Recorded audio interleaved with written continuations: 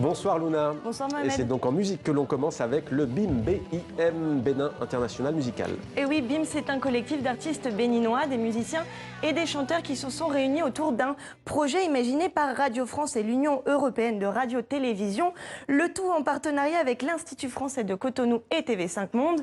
Ce sont 7 artistes qui révèlent dans un album les traditions de la musique de leur pays. Donc on retrouve des chants traditionnels vaudous, du gospel et même de la musique un peu plus urbaine. Pascal Achard les a rencontrés en région parisienne.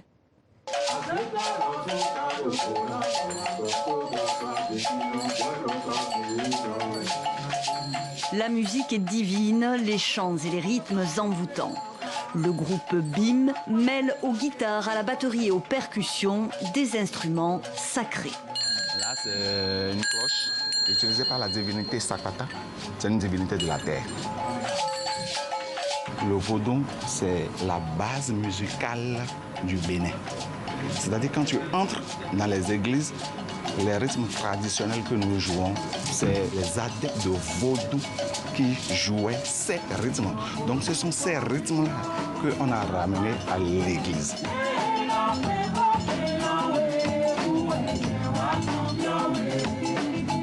Chants et rythmes des cérémonies vaudou, musique sacrée partie du Bénin avec les esclaves. Le collectif perpétue le riche patrimoine des ancêtres du royaume du Dahomey, à la source du jazz, du blues, de l'afrobeat et du rock. Tous les membres du groupe baignent dans la musique depuis l'enfance et chacun apporte sa note.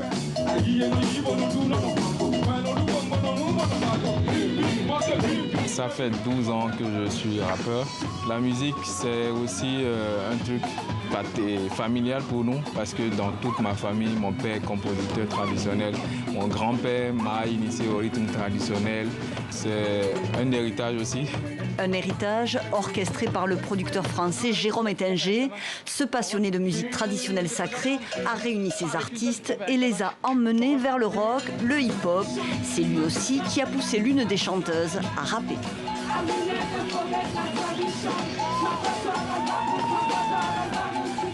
Et à 8 ans, j'ai commencé la chorale. Moi, j'étais à la base traditionnelle, plus traditionnelle. Je chantais rien que le traditionnel. Mais avec BIM, j'ai compris qu'on peut concilier les rock, le rap, trip-hop, notre musique traditionnelle.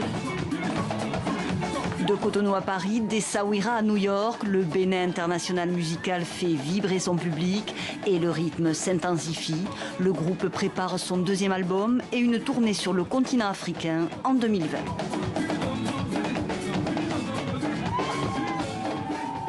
Voilà pour BIM Luna, au programme également la première biennale d'art contemporain de Rabat, c'est jusqu'au 18 décembre et particularité, elle est 100% féminine cette biennale. Un instant avant le monde, le nom de cette biennale en dit long sur sa vocation à bouleverser les codes. Donc effectivement, c'est la première biennale d'art contemporain qui aura lieu à Rabat, mais vous le disiez, seules des femmes ont été invitées à y participer. Elles sont 67 et représentent pas moins d'une trentaine de pays. C'est assez fabuleux et c'est une grande première surtout. Et donc c'est surtout un message fort qui fait écho à l'actualité politique du pays sur les droits des femmes, mais qui fait aussi écho à l'histoire de l'art en règle générale, où les hommes sont beaucoup plus représentés que les femmes. Alors cette idée d'une biennale 100% féminine, pour le coup, elle vient d'un homme et on l'écoute. Alors les femmes n'exposent que pour l'exposition internationale pour une raison très simple, c'est qu'il y a à revoir un petit peu notre rapport à l'équilibre et à l'équité dans l'histoire de l'art. Tout simplement, l'histoire de l'art est une histoire pour l'essentiel masculine. C'est ce qu'on lit dans les livres, c'est ce que nous regardons. Et donc il y a une tentative par la Biennale de Rabat de réparer cette chose-là.